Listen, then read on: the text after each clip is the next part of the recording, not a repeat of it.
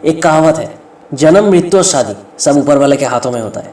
इसलिए भगवान के मर्जी के बिना पास रहकर भी ना कोई किसी के दिल में जगह बना सकता है और ना ही दूर जाके भी कोई किसी से जुदा हो सकता है।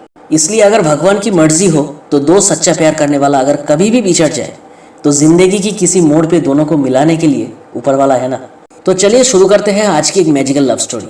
कहानी की शुरुआत में अविनाश को देखते हैं, जो हर रोज सुबह 7:30 बजे हैदराबाद की रामाकृष्ण सिग्नल पर अपने बचपन का बिछड़ा हुआ प्यार जुन्नू के लिए इंतजार करता था। अब अविनाश के बचपन से लेकर 1-2 साल नहीं, कई साल गुजर गया, लेकिन जुन्नू का कोई भी आता पता नहीं था। अब रोज की तरह उस दिन भी अविनाश उसके इंतजार में उस सिग्नल के पास बैठा था, और शायद उस दिन लाख थोड़ा सा अविनाश के साथ था, क्योंकि उस दिन जब अविनाश बैठा था तो गलती से या फिर लक बाई चांस एक कैब ड्राइवर ने उसे फोन किया। अब अविनाश ने कोई कैब तो बुक नहीं किया था, लेकिन उस कैब के आसपास कोई था जो एक वायलिन बजा रहा था या फिर बजा रही थी, क्योंकि कौन था ये तो पता नहीं, लेकिन जो धुन था वो अविनाश ने बचपन में खुद बनाया था जुन्नू के लिए जब वो एक तरह बजाता था, और ये धुन उसके अलावा सिर्फ जुन्नू को ही पता था। अब अविनाश ने उस कैब ड्राइवर को रिक्वेस्ट किया ये जानने के लिए आखिर उस कैब के आसपास कौन वायलिन बजा रहा है। अब कैब ड्राइवर कुछ बोलने से पहले ही किसी ने अविनाश का फोन छीन लिया और वहां से भाग गया। अविनाश भी उसके पीछे भागा। चोर अविनाश के हाथ से बचने के लिए मेट्रो में चढ़ गया। अब मेट्रो का गेट बंद होने से पहले ही अविनाश भी मेट्रो में चढ़ गया। अब दोनों अलग अलग बॉगी में था, इसलिए अविनाश चोर को पकड़ नहीं पाया। उसने उस चोर को कहा, देख भाई, मेरे पास जो पैसा है वो तो रख ले, मेरा फोन भी रख ले, बस मेरे फोन पे जो आखिरी इनकमिंग कॉल था वो नंबर मुझे दे दे। चोर के पास बढ़िया मौका था, फिर भी उसने आधा नंबर देकर अगले स्टेशन में गेट खुलते ही फिर से भाग गया। अविनाश फिर से उसका पीछा किया। जब अविनाश उस चोर के पीछे भाग रहा था तब उसे पकड़ने के लिए उसका शर्ट खींचने की कोशिश की, जिसकी वजह से उस चोर का शर्ट थोड़ा सा फट गया। अब शर्ट फटने की वजह से उस चोर के पीठ पर जो निशान था वो दिख रहा था, और अविनाश उस निशान को अच्छी तरह से पहचानता था। काफी देर तक भागने के बाद चोर आखिर अविनाश के पकड़ में आ ही गया। उसने उस चोर को कहा, मेरा पीछा कब छोड़ोगे पांडु? चोर ने पूछा, तू मुझे जानता है? फिर अविनाश ने कहा, क्यों, तुझे याद नहीं? बचपन में तूने रामाकृष्ण सिग्नल पर मुझसे एक 100 रुपए का नोट छीना था। तूने मेरा एक तरह तोड़ दिया था, और उसी दिन तुझे पकड़ने के चक्कर में मेरा एक्सीडेंट भी हुआ था। कुछ याद आया? अब थोड़ा सा पीछे चलते हैं, आखिर ये 100 का नोट का माजरा क्या है ये जानने के लिए। कहानी है अविनाश की बचपन की। उसका असली नाम था सीनू, एक अनाथ लड़का जो रामाकृष्ण सिग्नल पर एक तरह बजाकर लोगों को खुश करता था, जिसके लिए उसे पैसा भी मिलता था। सीनू की लाइफ ऐसा ही चल रहा था, लेकिन एक दिन पानीपुरी वाले के पास जब वो पानीपुरी खाने गया तो वहाँ पर उसका मुलाकात जुन्नू के साथ हुआ। जुन्नू की पानीपुरी खाने की स्टाइल थोड़ा सा अलग था। पहले पानी लेती थी, उसके बाद उसमें पूरी को तोड़कर उसमें डालकर खाती थी। अब साइड में सीनू खड़ा था। उसके पास एक तरह देखकर जुन्नू ने कहा, तुम इसे बजा सकते हो? तो सीनू ने बजाना शुरू किया, लेकिन जुन्नू उसे रोककर कहा, दूसरों की धुन क्यों बजा रहे हो, खुद की धुन बनाने की कोशिश करो। उसके बाद जुन्नू वहाँ से चली गई। अब हर रोज उस पानीपुरी वाले के पास सीनू और जुन्नू का मुलाकात होता था। धीरे धीरे दोनों में दोस्ती बढ़ने लगा। सीनू एक दिन जुन्नू के लिए कुछ चूड़ियाँ खरीदा और साथ में एक धुन भी बनाया। उसके बाद जुन्नू ने कहा, मुझे हाथ देखना आता है, तुम्हारा हाथ दिखाओ। अब हाथ दिखने के बाद जुन्नू ने कहा, तुम हर रोज रामाकृष्ण सिग्नल पर सुबह 7:30 बजे आना। एक गाड़ी से तुम्हें हर रोज एक 100 रुपए का नोट मिलेगा। तो मुझे वादा करो हर रोज तुम आओगे। सीनू हर रोज सिग्नल पर उसी टाइम पर पहुंच जाता था और जुन्नू उसी वक्त स्कूल जाती थी। वो हमेशा एक 100 रुपए का नोट कार की शीशा थोड़ा सा खोलकर उसे देती थी। सीनू को नोट तो मिलता था, लेकिन कौन देता था उसे पता नहीं। सीनू और जुन्नू हर रोज दोनों पार्क में मिलता था, लेकिन एक दिन जुन्नू की पिता का ट्रांसफर हो गया, इसलिए जुन्नू की फैमिली शिफ्ट होने वाला था। अब शहर छोड़ने से पहले जुन्नू के साथ सीनू की एक आखिरी मुलाकात उस सिग्नल पर होने वाला था, और वादे के मुताबिक सीनू 7:30 बजे सिग्नल के पास बैठकर उस कार का इंतजार कर रहा था। अब इस बार जुन्नू घर से निकलने से पहले सीनू का दिया हुआ चूड़ी पहन लिया, ताकि सीनू उसका हाथ देखकर पहचान पाए। अब सिग्नल पर जब गाड़ी रुका तो जुन्नू ने एक 100 रुपए के नोट पर अपना फोन नंबर लिखकर खिड़की से बाहर फेंक दिया और सीनू को इशारा किया फोन करने के लिए, लेकिन शायद किस्मत सीनू के साथ नहीं था, क्योंकि सीनू इससे पहले नोट पर लिखा हुआ नंबर पढ़ पाता, एक लड़का पीछे से आकर उस नोट को छीनकर भाग गया, और वही लड़का था पांडु। अब सीनू उसे पकड़ने के लिए उसके पीछे दौड़ा, और उसे पकड़ने के चक्कर में सीनू अचानक एक गाड़ी से जाकर टकरा गया। अब जिस गाड़ी से सीनू का एक्सीडेंट हुआ था वो गाड़ी एक औरत चला रही थी, उसका नाम था सरोजिनी। उन्होंने सीनू को हॉस्पिटल लेकर गई, और कुछ देर बाद उनकी पति प्रकाश सरोजिनी और सीनू को देखने आया। अब सरोजिनी बहुत डरी हुई थी, इसलिए प्रकाश ने कहा, तुम डरो मत, पुलिस को मैंने बुलाया और सब कुछ मैंने बता दिया। तुम बैठो, मैं पुलिस से जाकर बात करके आता हूँ। अब जो ऑन ड्यूटी पुलिस ऑफिसर था वो सीनू को बस एक ही बात सिखाने की कोशिश कर रहा था कि एक्सीडेंट में पूरा दोष सरोजिनी का है, क्योंकि उनके पति प्रकाश एक बहुत बड़ा बिजनेसमैन है और इस केस को ढाल बनाकर पैसा कमाने का इससे अच्छा तरीका और नहीं मिलेगा। लेकिन उल्टा सीनू ने कहा, आंटी की कोई गलती नहीं है, गलती मेरा था, मैं गाड़ी के सामने आ गया था। अब प्रकाश दूर से सब कुछ देख रहा था। सीनू की सच्चाई प्रकाश को बहुत अच्छा लगा। उसके बाद प्रकाश और सरोजिनी सीनू को घर लेकर आया। बाद में प्रकाश और सरोजिनी सीनू को अडॉप्ट कर लिया और सीनू का एक नया नाम रखा, अविनाश। अब दूसरी तरफ जुन्नू हर दिन सीनू के फ़ोन के इंतज़ार में थी, लेकिन कई महीने गुजर गया, सीनू का फ़ोन नहीं आया। और दूसरी तरफ सीनू हर सुबह 7:30 बजे रामाकृष्ण सिग्नल के पास घंटों तक बैठा रहता था। ऐसे ही कई साल गुजर गया।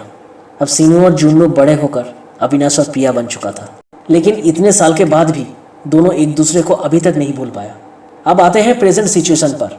अविनाश उस चोर पांडु को पकड़ने के बाद पांडु ने कहा, वो फ़ोन मैंने किसी को थमा दिया था, नहीं तो मैं नंबर दे देता। उसके बाद अविनाश ने कहा, फ़ोन अब कहाँ मिलेगा, बस ये बता।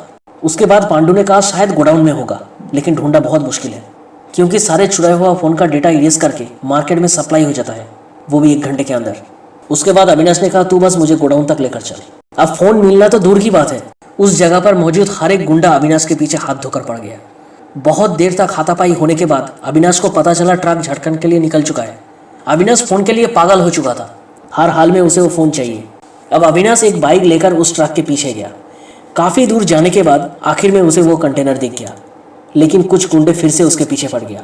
अविनाश उनसे पीछा छुड़ाने के लिए एक एक को मारना शुरू किया, जिसकी वजह से ट्रक कंट्रोल खो दिया और कंटेनर से सारा मोबाइल रोड पर गिर गया। अब उस जगह पर हज़ारों मोबाइल्स पड़ा हुआ था, फिर भी अविनाश को अपना फ़ोन मिल गया। लेकिन किस्मत ने उसका साथ नहीं दिया, क्योंकि फ़ोन का डिस्प्ले ख़राब हो चुका था। उसने तुरंत फ़ोन को ठीक करवाने के लिए एक मॉल में पहुंच गया। उस मॉल में उस मोबाइल कंपनी का एक शॉप था। उसने तुरंत फ़ोन को ठीक करवाने के लिए दे दिया और इसी बीच फिर से वो लोग फ़ोन का लोकेशन ट्रैक करके उस मॉल में पहुंच चुका था, क्योंकि उन लोगों के पास फ़ोन का डेटा मौजूद था। आखिर अविनाश ने एक फ़ोन के चक्कर में उनका पूरा कंटेनर डैमेज कर दिया था। वो लोग छोड़ने वाला नहीं था, वो लोग किसी भी हाल में अविनाश को मारना चाहता था, इसलिए अविनाश के साथ फिर से हाथापाई होना शुरू हो गया। अविनाश एक एक करके सबको बहुत पीटा, लेकिन इन सब के लिए उसके पास वक्त नहीं था। उसने दोबारा उस मोबाइल शॉप पर गया और अपना फ़ोन ठीक होते ही उसने उस कैब ड्राइवर को फ़ोन किया और पूछा उस वक्त वायलिन कौन और कहाँ पर बजा रहा था। तो कैब ड्राइवर ने कहा, उस वक्त मैं श्रुति म्यूजिक स्टॉल के पास था, उस जगह पर एक म्यूजिक फेस्टिवल चल रहा है, एक लड़की वहाँ पर वायलिन बजा रही थी। सब कुछ सुनने के बाद अविनाश की दिल की धड़कन जोर जोर से धड़क रहा था। आखिर इतने साल बाद जुन्नू से मिल ही गया, लेकिन कहानी अभी खत्म नहीं हुआ। अब प्यार पाने की खुशी के चक्कर में गुंडे उसके पीछे पड़ा था, उसे याद ही नहीं था। उनमें से एक ने एक बैट से अविनाश को इतना जोर से मारा कि वो बेहोश हो गया। अब कहानी में आगे बढ़ने से पहले फिर से 7 दिन पीछे जाना होगा। सरोजिनी और प्रकाश के साथ अविनाश बहुत खुश था। अविनाश तो उन दोनों के लिए जान से भी बढ़कर था। अब एक दिन सरोजिनी दूसरे स्टेट में एक शादी अटेंड करने गई थी और वो जब लौट रही थी तो उन्हें लेने के लिए अविनाश एयरपोर्ट के बाहर खड़ा था और उसी वक्त जुन्नू यानी कि प्रिया उसी प्लेन से हैदराबाद आ रही थी। अब प्रिया हैदराबाद अपनी दोस्त की शादी अटेंड करने आई थी, लेकिन दोबारा हैदराबाद आने की उसके असली मकसद था सीनू को ढूंढना। इतने साल से वो सीनू के इंतज़ार में थी और वो यूएस में अब शिफ्ट होने वाली थी, इसलिए आखिरी बार वो सीनू को ढूंढने खुद हैदराबाद आई। अब इत्तेफाक से अविनाश और प्रिया दोनों एक दूसरे को एयरपोर्ट के बाहर देखा तो था, पर इतने साल गुजर गया इसलिए कोई किसी को पहचान नहीं पाया। लेकिन तकदीर भी क्या चीज़ है, दोनों एक दूसरे के पास खींचे चले जा रहे थे, क्योंकि एयरपोर्ट से निकलने के बाद हाईवे पर जिस गाड़ी में प्रिया और उसकी दोस्त जो एयरपोर्ट उसे लेने गई थी, उस गाड़ी का टायर पंचर हो गया। उस दिन बहुत बारिश हो रहा था और ड्राइवर एक बूढ़ा आदमी था, इसलिए टायर बदलने के लिए हेल्प की ज़रूरत थी। काफ़ी देर बाद एक गाड़ी रुका और वो गाड़ी अविनाश की थी। अपनी माँ सरोजिनी को लेकर उस गाड़ी से वो लौट रहा था एयरपोर्ट से। अविनाश उस ड्राइवर को अंदर बैठने के लिए कहा और अकेले टायर बदल दिया। अब कुछ दिन बाद अविनाश और प्रिया की मुलाकात फिर से हुआ। शायद अविनाश तो नहीं, लेकिन प्रिया अविनाश को पहचानती थी। आखिर उसने इतने बारिश में भी टायर बदलकर मदद किया था। बात करते करते दोनों के बीच काफ़ी दोस्ती बढ़ चुका था और इत्तेफाक से उस दिन सरोजिनी जब प्लेन से लौट रही थी, प्रिया के साथ उसकी जान पहचान भी हुआ था। सरोजिनी चाहती थी प्रिया के साथ अविनाश की शादी हो, इसलिए जानबूझकर बातों बातों में अविनाश के बारे में बहुत तारीफ किया, अपना एड्रेस भी दिया और लड़की को परखने के लिए जानबूझकर जब प्रिया वॉशरूम गई थी उसके बैग में अपनी 50 लाख का डायमंड रिंग डाल दिया। अब ये अलग बात है कि प्रिया के दिल में सीनू के अलावा किसी और के लिए जगह नहीं है, अब एक दिन प्रिया सरोजिनी के घर पहुंच गई अंगूठी लौटाने। उसके पास सरोजिनी का एड्रेस तो था ही, लेकिन उसने एक्सपेक्ट नहीं किया था कि अविनाश वहां पर होगा। अब पूरी फैमिली के साथ इंट्रोडक्शन के बाद सरोजिनी और प्रकाश दोनों ही चाहता था कि अविनाश के साथ प्रिया की शादी हो जाए। देखते ही देखते अविनाश और प्रिया दोनों एक दूसरे के काफी करीब आ चुका था, लेकिन कहीं ना कहीं दोनों की बचपन की प्यार की यादें दोनों को पास आने से रोक रहा था। अब फिर से प्रेजेंट टाइम पर आते हैं। उन गुंडों ने अविनाश को बेहोश करके गोडाउन पर लेकर गया, लेकिन अविनाश को होश आते ही उसने एक एक को मारकर सबको धो डाला। उसके बाद अविनाश सीधा म्यूजिक फेस्टिवल में पहुंच गया। प्रिया वहां पर खड़ी थी। उसने प्रिया को कहा, तुम यहीं पर रुको, थोड़ा सा काम है मुझे, मैं अभी आता हूँ। उसके बाद अविनाश उस शॉप के सामने गया जहां पर वायलिन था, लेकिन शॉप ओनर से कुछ नहीं पता चला। उसके पास और कोई चारा नहीं था। उसने एक वायलिन उठाकर वही धुन बजाने लगा ताकि शॉप ओनर को कुछ याद आए, लेकिन हजारों लोग उस शॉप में आता था, इसलिए वो अविनाश को हेल्प नहीं कर पाया। अब दूसरी तरफ जब प्रिया वो धुन सुनी, वो भी ढूंढने लगी आखिर कौन ये धुन बजा रहा था, और ढूंढते ढूंढते प्रिया वही शॉप के बाहर पहुंच गई, लेकिन तब तक अविनाश जा चुका था। अब अविनाश हर तरफ ढूंढ रहा था आखिर कहाँ है जुन्नू, लेकिन पता नहीं कैसा तकदीर का खेल है। जिस 100 रुपए के नोट वो बचपन में खो चुका था, वही पास की एक शॉप से उड़ता हुआ उसके सामने आकर गिरा।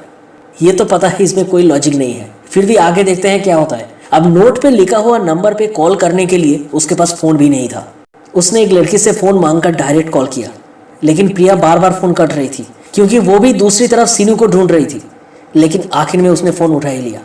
प्रिया फोन रिसीव करते ही अविनाश ने कहा, जुन्नू मैं सीनू बोल रहा हूँ। प्रिया ने कहा, तुम्हें एक फ़ोन करने के लिए इतना साल लगा दिया।